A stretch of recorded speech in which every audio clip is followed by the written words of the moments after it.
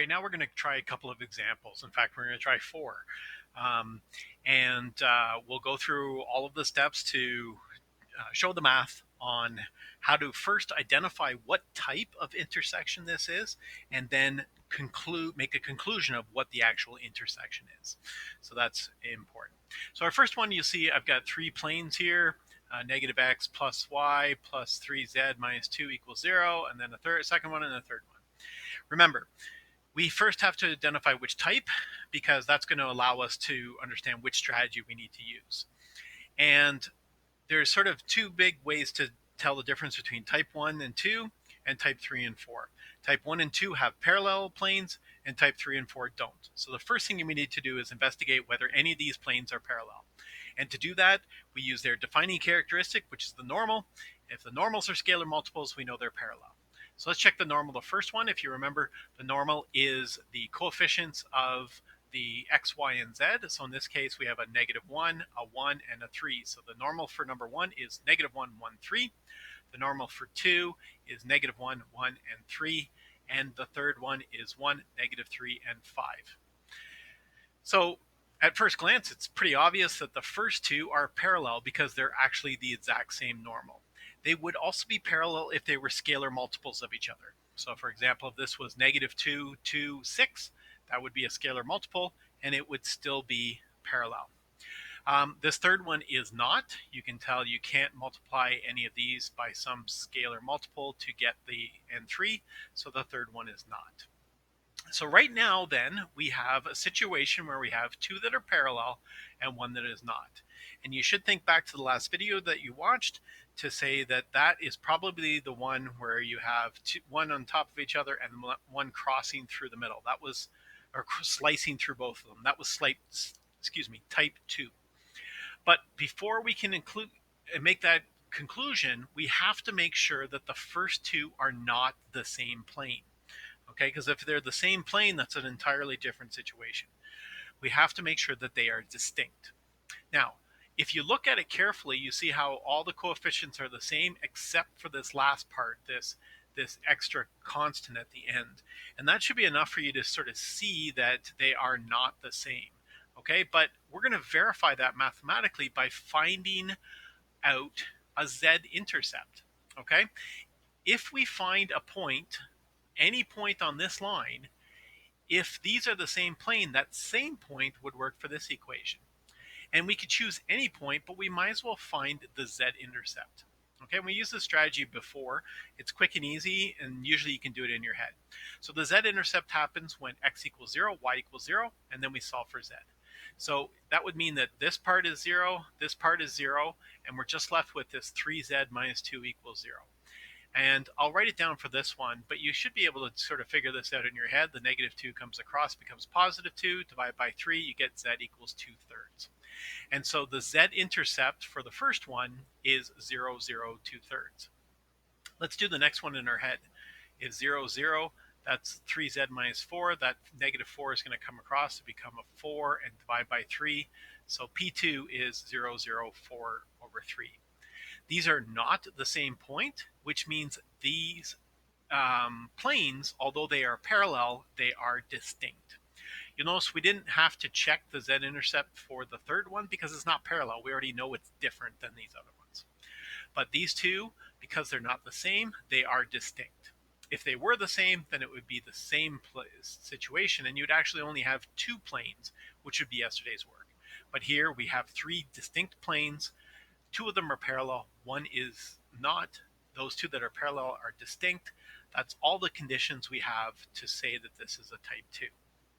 Now, don't forget, identifying the type is the first step, but that allows us to then make a conclusion of what the intersection is. So this question will say, identify the type and decide on what the intersection of the three planes is.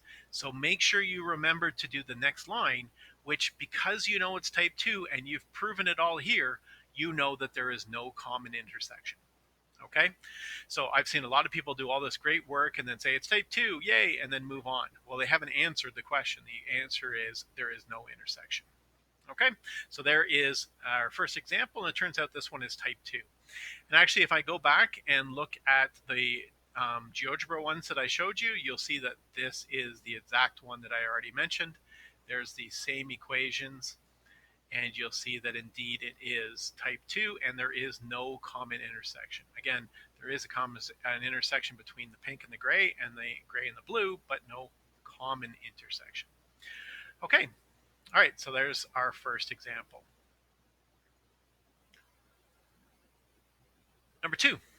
Again, we've got 3 planes. This one looks a little bit different. And we are going to have to decide which type it is. That will allow us to go off and figure out what the answer is. So again, we're going to investigate the normals. The normal for one is 1, 2, 3. The normal for the second one is 1, -2, -1, -3. And the normal for the third is 2, 1, and 6. So if we take a quick look at this, none of them are equal, but are any of them scalar multiples? So if you multiply this by 2, nope, that doesn't work. So it appears that none of these are scalar multiples of each other. That means none of them are parallel. So you've now eliminated type 1 and type 2 as possibilities. That means it's going to be type 3 or type 4. The difference between type 3 and type 4, if you remember, is are these normals coplanar? And the way we figure that out is by taking the cross product of the first two and then comparing that to the dot product of the third. And if you imagine those pens that I had on the patio furniture there, taking the cross product of two of them, that gets that black vector coming out. We're going to compare that to the third. If it's perpendicular, then that third one must also be in the same plane. So we're going to quickly do the cross product between the first and second. So I've done that really roughly and quickly over here. 1, 2, 3, 1, 2, 3, and then the second one down twice. Do your crosses, and it turns out that the cross product, and I'll let you verify that in a second, but this video is long enough, so I'm going to keep going, is -3, 6, -3. And then we're going to check the dot product between that cross product and the other one, the third one. Make sure you don't use 1 or 2 there. You got to use the third one. So dot product is multiplying the x's, the y's, and the z's. So -3 times 2 is -6. 6 times 1 is 1. -3 times 6 is -18. And then you're going to take the add all those together. So that's going to be a 0 minus 18, and it's -18. Really, I don't care what the number is. All I care about is if it's 0. Because if it's 0, then it is coplanar, and this one is not 0. Which means it is not coplanar. So if we think back to our examples, then type 3 were the ones that were coplanar, and type 4 is the one that is not. So we have verified that this system of planes is type 4. Type 4 means that there is an intersection, it's a point. So there's much more work to do now because we have to solve for that. Okay, we've just found out it's a point, but we need to figure out what that point is. So we're looking for an x, a y, a z that satisfies all 3 of these planes. We're looking for that one single point that is on this plane, and this plane. Okay, which means this is a system of 3 equations for 3 unknowns.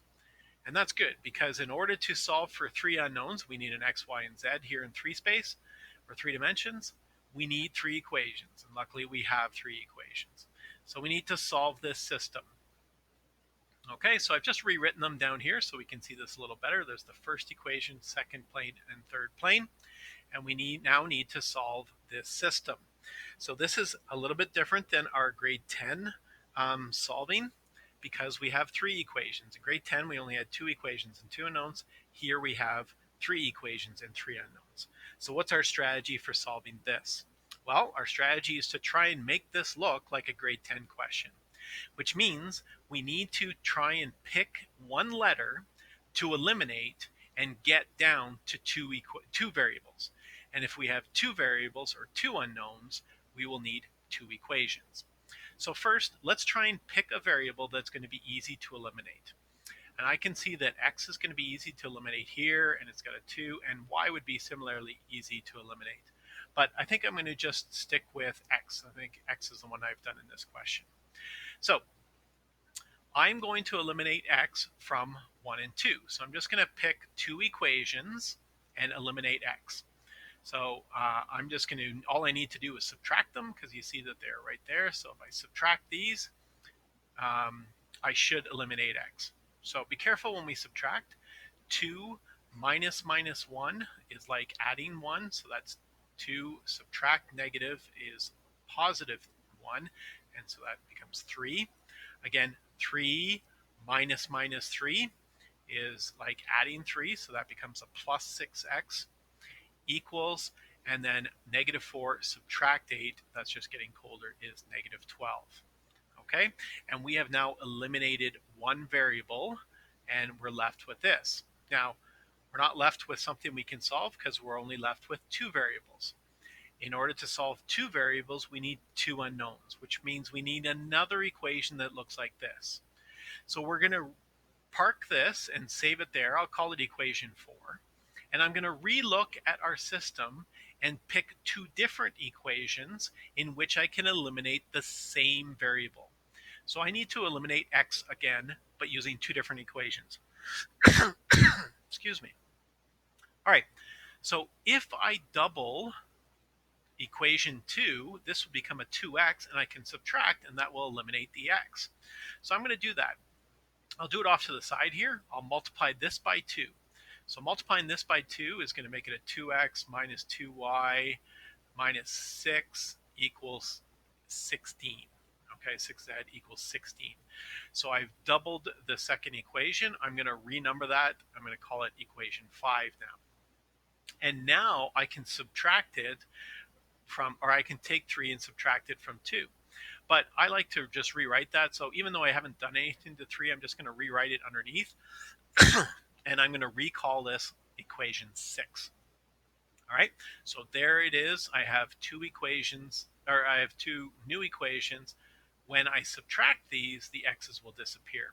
So 5 minus 6, again, negative 2 minus 1 gets 1 colder is negative 3.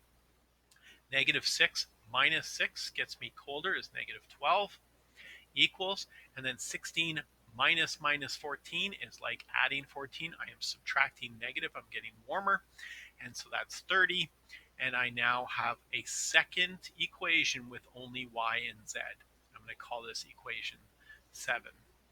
So our strategy was to eliminate x in two equations and eliminate the same variable again in two other equations, so that it leaves me with an equation, one equation here with two unknowns, and a second equation with two unknowns.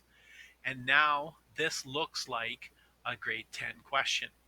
So I can bring this guy over here and put it underneath, and now I have, what I have remaining is two equations and two unknowns. Okay, you can notice here that eliminating x was pretty easy. You might even argue that eliminate y could also be just as easy, maybe even easier, and that would be fine. You could even eliminate z. That would be maybe even just as easy as the other ones. The key is you can choose any of these variables to eliminate once and eliminate a second time to be left with two equations and two unknowns. I just happen to choose x, but you could eliminate y and be left with an equation with xz, and then go from there. All right, so because I've done this, I call this the grade 12 step. I've changed the grade 12 question into a grade 10 question. So I'm going to slide down here and treat this like its own little question. So let's start. What do I need to do? I need to eliminate a variable. And you can see right now it's set up really nicely. Luckily that the y's are the same. So if I simply add these two equations, then the y's will eliminate. So adding these, the y's will eliminate. 6 plus negative 12, so I'm adding this time, is negative 6, equals, and negative 12 plus 30 gets me into the positives 18. Now I divide both sides by negative 6, and z equals 3. And I have solved for one of the equations. Or sorry, one of the variables, z equals 3. Now, I'm pretending like this is its own little question, its own little grade 10 question. So now I'm going to take z and sub it into one of these. You can sub it into 4 or 7. Don't sub it into 1, 2, or 3, because subbing z in here is going to still leave you with two unknowns, and that's not going to be helpful. Sub it into 3 or 4. So I've chosen to sub it into number 4. So that was 3y plus 6 times z. So now it's going to be 6 times negative 3 equals negative 12. And 6 times negative 3 is negative 18. Bring this across. I get a positive 18 will be 6. Divide both sides by 3. I get y equals 2. And I have now solved this little grade 10 part of this question, and I figured out that z is negative 3 and y is 2. So what am I going to do with that? Well, I now know what the z value is. I know what the y value is. I need to figure out the x value. And to do that, I can't sub it into 4 or 7. I'm going to sub it back into 1, 2, or 3. And any of them will work. I'm going to choose 2 because it looks like the easiest of the 3 of them, but any of them will work. So I'm going to sub it into 2. So I'm going to take this and this, the y and z, and sub it into 2 and solve for that. So 2, if I could see it here, is x minus y minus 3z. So minus y is going to be minus 2, and then it is subtract 3z, so subtract 3 times z, which is negative 3. X minus 2 is just that. Negative 3 times negative 3 is 9. Add these, I'll get a 7. Bring that across, subtract 7, I get x equals 1. And so now I have successfully found a value for x, y, and z, which means I have found the spot that satisfies all 3 equations, and the point of intersection is 1, 2, negative 3. I don't need to do any verifying because in order to get to this step, I used all 3 equations. I used them here, I used 2 and 3 there, I used 1 and 2 here, 4 and 7, and then when I subbed back in, I went back into 2. So I used all of them, so I know that all of them work. You could, however, if you wanted, take this 1, 2, and negative 3 and sub it into any of these, and it will get you the proper answer. Okay, so if you just take a quick look, then I'm going to go full screen here. You'll be able to see everything that's required when you stumble upon the fact that this is type 4. Okay, you went off and checked their parallel. Were they coplanar? They weren't, so you knew it was type 4, so you knew you had to get an equation. So you went and did all of these steps to get, or sorry, not an equation, a point. You did all these steps to get that point. And if we go back and check GeoGebra, equation 4 was the one that I had, and if you look carefully, these are the same equations. And remember that you can see that it does intersect at that point, and GeoGebra tells us the point is 1, 2, negative 3, which is what we figured out right here. Okay, so good job on that. Let's move on to another one. So I'm